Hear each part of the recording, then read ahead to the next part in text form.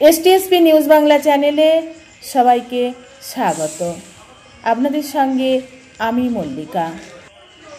পহেলা বৈশাখের হালখাতা উৎসব আর অক্ষয় তৃতীয়ার হালখাতা উৎসব দুটি উৎসবই একই ধরনের। আপনারা দেখছেন এসটিএসপি নিউজ বাংলা। সূত্রের খবর, পহেলা বৈশাখ দিনটি নববর্ষের সঙ্গে অনেক ব্যবসায়ীরা হালখাতা উৎসব করেন।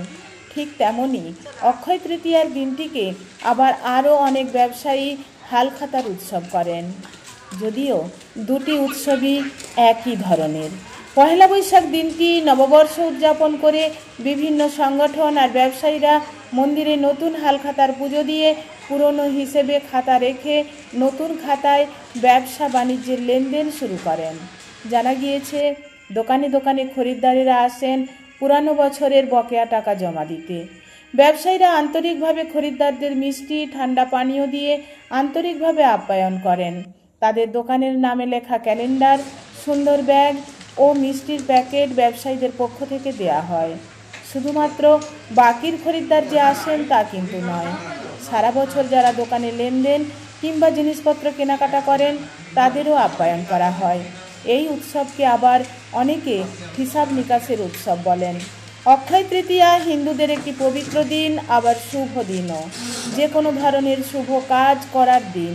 প্রিয়জন ও প্রিয় মানুষের সুখ সমৃদ্ধি ও বাড়ির সমৃদ্ধির জন্য বিভিন্ন মন্দিরে পুজো দেন।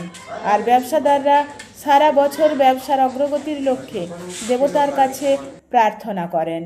বৈশাখ মাসের শুক্লপক্ষের তৃতীয়া তিথিতে অক্ষয় তৃতীয়া উৎসব ও ধুমধাম করে পালিত হয়। প্রিয় দর্শক, দেখুন অক্ষয় তৃতীয়া উৎসবের এক ঝলক। রশিদগঞ্জ থেকে এস প্রামাণিকের রিপোর্ট, এসটিএসপি নিউজ বাংলা, সবার খবর সবার আগে।